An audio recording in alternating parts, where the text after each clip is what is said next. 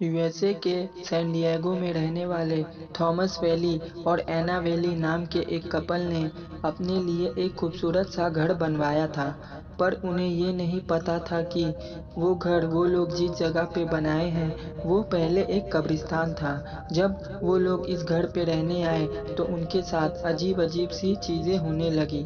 उनकी छोटी बेटी हमेशा कहती थी कि उसे किसी के चलने की आवाज़ सुनाई देती है।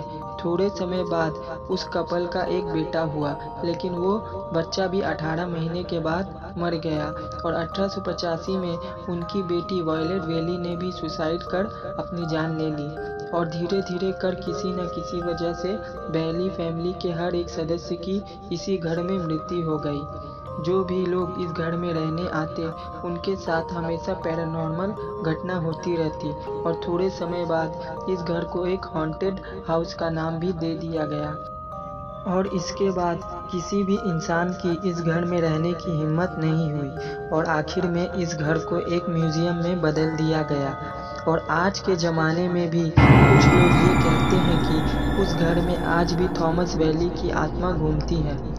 एक मशहूर टीवी एक्टर रेगिस फिल्विस ने इस घर को विजिट करने का निर्णय लिया क्योंकि उनका आत्माओं में विश्वास नहीं था। लेकिन उस घर में जाने के बाद उन्होंने कहा कि उन्होंने थॉमस वेली की वाइफ एना वेली को देखा है। एक रात अचानक एना वेली उनके सामने आ गई और फिर गायब हो गई। उन्होंने पब्लिक में सीधे सीधे कहा कि वो इसके बाद उस घर की तरफ देखने भी नहीं वाले। एक कॉमेडियन टॉम ग्रेम वो भी इस घर में गए थे। ये घर उस समय यूएस का सबसे हॉन्टेड हाउस माना जाता था, इसलिए लोग उसमें एडवेंचर करने जाते थे। टॉम ग्रेम ने उस घर के बारे में बताया कि उस घर में रात को किसी बच्चे के चीखने की आवाज़ें आती थी और अजीब सी आवाज़ें गूंजती थी। वेली परिवार के पास एक डॉग भी था जिसका नाम डॉली था। कुछ लोगों ने ये भी कहा है कि एक डॉग उस घर में दिखाई देता है जो थोड़े समय के लिए दिखाई तो देता है पर अचानक गायब हो जाता है।